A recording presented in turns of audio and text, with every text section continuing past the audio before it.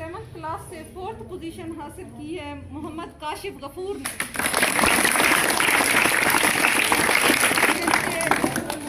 जिनके सिर्फ 2 नंबर कम है 3rd पोजीशन से। 550 में से 538 नंबर हासिल किए और इनकी परसेंटेज बनी है 97.1%। 7th क्लास से 3rd पोजीशन हासिल की है मोहम्मद अरसलान रियाज, 3rd पोजीशन एक नहीं बल्कि 2 बच्चों ने हासिल किया है।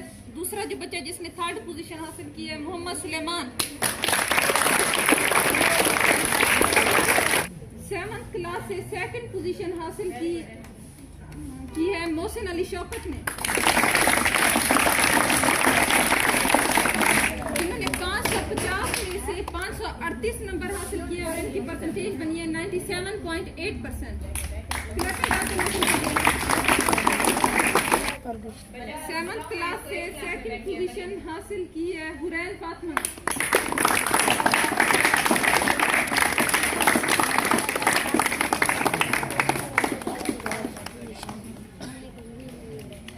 हुरैन के निकला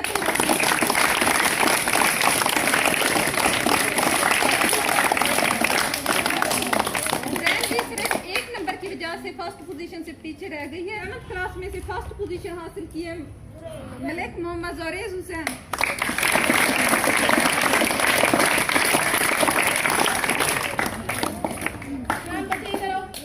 ज़ोरेज़ ने 550 में से 539 नंबर हासिल किए।